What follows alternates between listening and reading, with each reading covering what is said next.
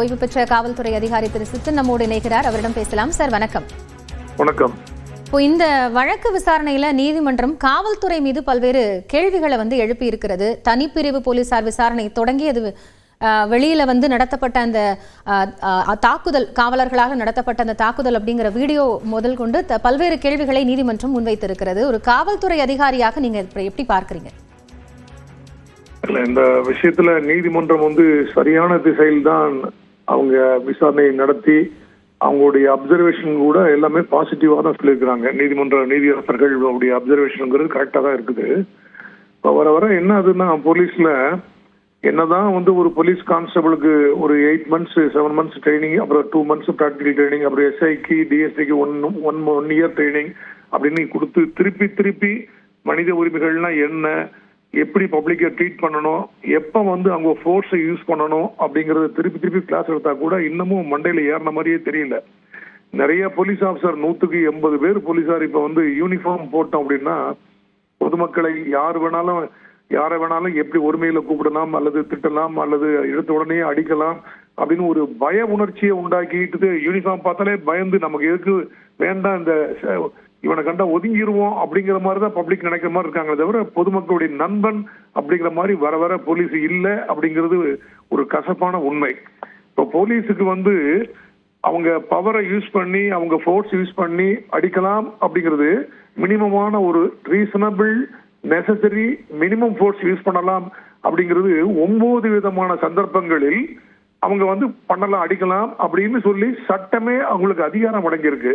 ஆனால் அதை பத்தி நீங்க இன்னைக்கு திடீர்னு போலீஸ்ட எங்கேயா ரோட்ல போகும்போது யாராவது ஒரு போலீஸ்கிட்ட நீங்க அடிக்கலாமாங்க, எப்பங்க அடிக்கலாம்னு கேளுங்க, 100க்கு 90 போலீஸுக்கு அது தெரியாது. யூனிஃபார்ம் போட்டா அடிக்கலாங்க, எழுத்து பேசணும் அடிக்கலாங்க அப்படிங்கிற மாதிரிதான்.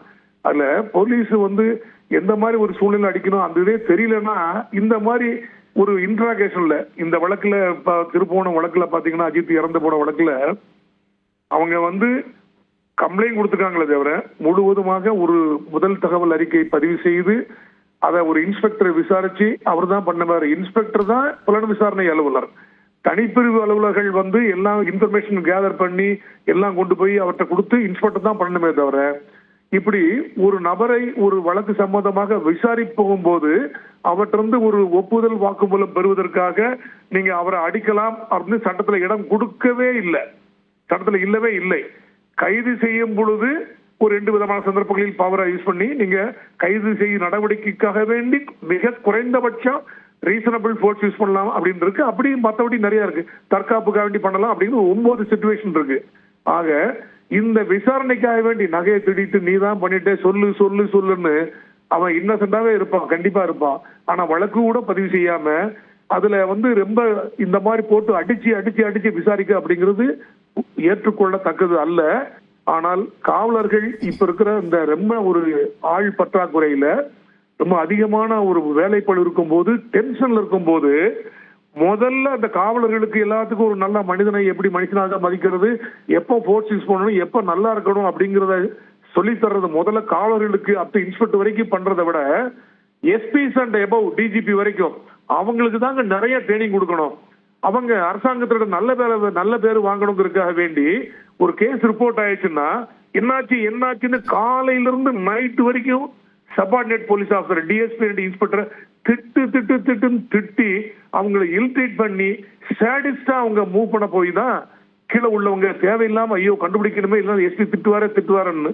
ஏன் இதே அந்த எஸ்பி அங்க உள்ள எஸ்பி இப்ப மாத்திருக்காங்கன்னு நீதியரசர்கள் அப்சர்வ் பண்ணாங்களே, எப்படி மாத்தினீங்க, சஸ்பெண்ட் பண்ண சொன்னீங்களே, அவரு நான் கேள்விப்பட்ட அளவுல நானே பர்சனலா பார்த்த அளவுல எப்ப பார்த்தாலும் சபார்டினேட்டை திட்டுறது வேலை தாங்க அவர் வேலை, இல்ட்ரீட் பண்றது ஹராஸ் பண்றதாங்க வேலை.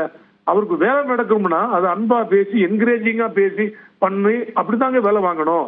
அதை விட்டு இப்படிலாம் பண்றது போலீஸுக்கு நிறைய மேலதிகாரிகளுக்கு முதல்ல ட்ரைனிங் வேணும்.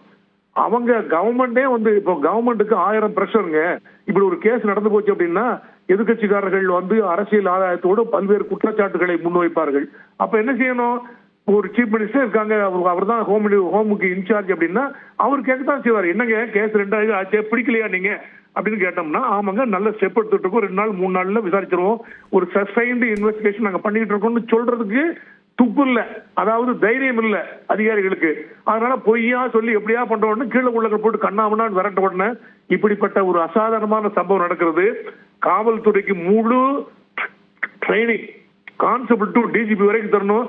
எஸ்பெஷலி மேல உள்ள அதிகாரிகள் சப்பார்டினேட் போலீஸ் ஆஃபீஸர் எப்படி ட்ரீட் பண்ணணும் அப்படிங்கிற ஒரு நல்ல முழுமையான ட்ரைனிங் கொடுத்தா தான் இந்த மாதிரி ஒரு சம்பவங்கள் நடக்க முடியாம பண்ணணும்.